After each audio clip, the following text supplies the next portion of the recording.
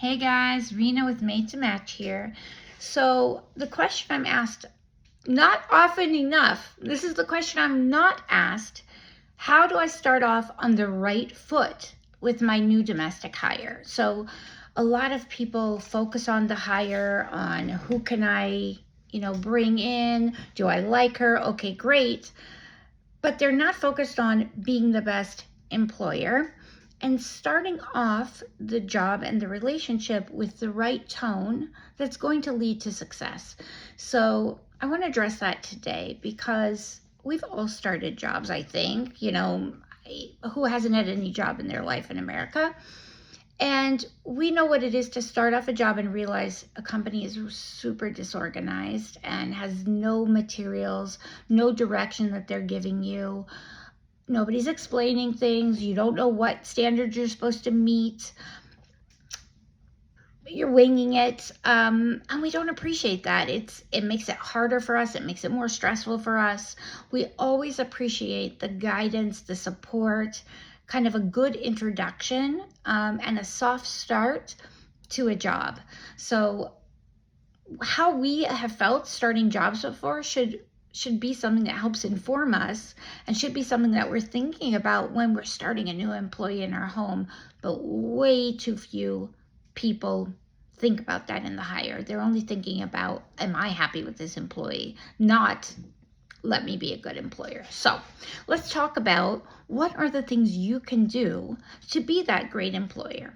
So number one, write things down. Not everyone learns through the modality of auditory communication. I think many of us might have started a job and heard on the first day, okay, this is over here and this is over here, and at this time you got to do this, and then remember to put this over here. Da, da, da, da. Got it? And the human brain can only absorb about 30% of the new information that it receives in each learning session through one modality. So that's why you sit in a lecture in class and you really are going to absorb cold 30% of that. Like you've got 30% of it. Then you go home and you reread the textbook. Okay, another modality, you're getting more. Then you write out the notes.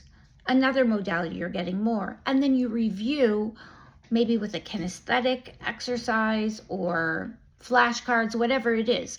The reason that we learn that way is that we are reintroducing the material through new modalities, and every time about 30% max can be absorbed. So starting a job is no different. So, I hear complaints from clients all the time. Well, I walked her through the house and I told her everything the first day. Okay, did you ever start a job and they walked you through the law firm and showed you everything, and the next day you still had to go back to someone and say, how do I use the copier? Okay, yes. So let's be human about this and think about it from the other person's perspective and give them as many tools as we can so that we're both as happy as can be and not revisiting things over and over. So if you can write things out for them, amazing. If you have an employee whose primary language is Spanish, Google Translate is pretty good these days. You just type on one side in English, it appears on the other side in Spanish. There's a little copy button down at the bottom. Copy it, drop it into a Google Doc, your English on the top part, the Spanish following, or whatever it is. Put it in both languages so that there's some crossover and some learning. Anyway, so that's one suggestion. Another suggestion is to repeat the walkthrough the next day and understand that a certain portion of that material, even if they're hearing it for the second time or the third time, it will be newly acquired to them, because that's how the human brain works. Just because you're the employer and they'd better do a good job doesn't mean their brain's, bionic. So modalities, review, that's one. Number two is set the tone, set the emotional tone of the home and the job.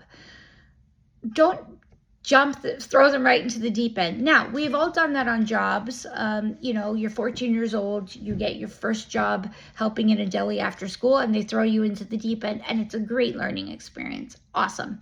But you did go home crying those first 5 days. And the growth factor was this far. Amazing. You had to grow quickly. You had to learn to swim so you didn't drown. But it doesn't, and not every job has to be like that. So set the tone the first day with greeting them, not throwing them into the deep end. Oh, hey, here are my kids, goodbye. Or here's my house, there's the cleaning stuff, goodbye. Hey, welcome, great, here's our family. This is where we keep things.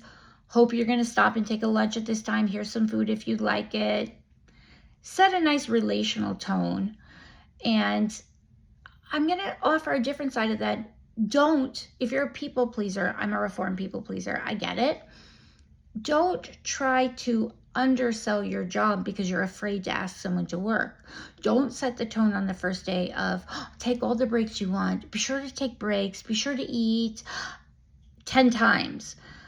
You only need to say that once to say, hey, we understand you're human. You need breaks, you need food. We want you to feel good in this job. We want you to be working at your best level and feeling good and not collapsing.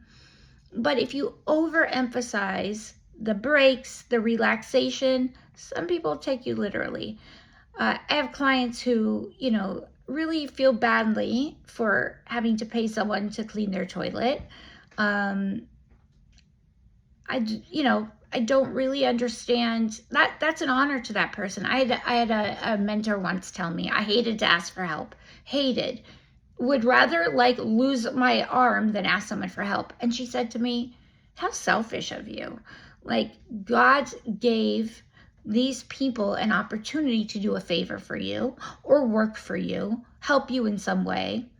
And you're so arrogant thinking, oh, no, I'm meant to do it all on my own, that you're keeping all of those opportunities to yourself. You're not allowing people to stretch themselves and help you and show up as a good friend for you, or you're not allowing someone to be an employee for you and do it. Your ego's so big, you think you're supposed to do it all on your own. God sends you all the challenges he thinks you can manage, not handle on your own, manage. And that means bringing other people into the opportunity of what you have going on. So I'll say that for employers too, that you have an opportunity here to employ someone and have them help you in your home and be part of the process of having this wonderful family and a clean home and great kids. And they're playing a really important role. And if you respect them and respect the job and see that role as critical, then there's no shame in someone cleaning your toilet. That's an honorable job. So please don't cower from saying that. Please don't emphasize how many breaks they should take and then get mad when they take them. I have a number of people, oh, please don't work too hard. Please, no, take a lot of breaks. And then they call me the next week, why is she taking so many breaks? So set the tone also in terms of your expectations, that they're fair. Hey, this is what I'm hoping we get done every day. Great. Here's my list, my other modality. Be sure to stop and take your lunch. Any questions you have, ask them questions. That's already number 3. Ask them questions. Ask them, hey, what do you need to do a good job? How are my cleaning supplies?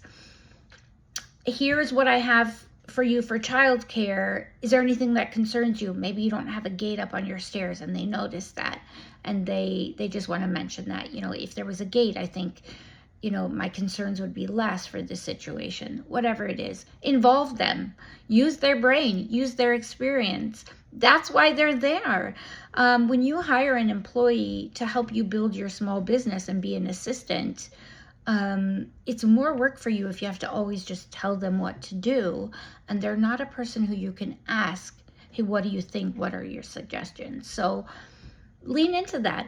Ask them. They're a partner in getting this done. Just because you're the employer doesn't mean you're the only brain involved. And too often, I think people in these roles are asked, what do you think? What do you recommend? How would you approach this? So that's super valuable. that starts things off on a good foot. That lets this person know, hey, I play a role here. I'm not just hired hands. I can improve this situation. I have a voice. So kind of goes to setting the tone, but those are a few things that go together but are separate. So those are my recommendations. If you have started someone in a job and you see that you didn't do those things, it's never too late. It's never too late to start off on the right foot, okay, but to stop and say, you know what, you've been here a month, and I realize I haven't given you a list of things to do. Like, I haven't given you a list of expectations. What's a win in your job? I haven't kind of explained to you that I hope you stop and eat something, and here's the food. Or explain to you that any questions you have about things I've explained, I'm happy to revisit them. So many ladies feel they shouldn't ask questions after the first day. Or, hey, you've been here a month. What do you see? What do you see that I could be doing, more efficiently? You've been a housekeeper in a lot of homes. Like, what could we be doing better? What supplies are we missing?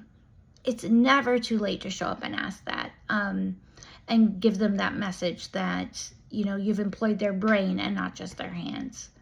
So I hope all of that was helpful. Something we are always here to do is help our clients manage those relationships for the lifetime of our matches.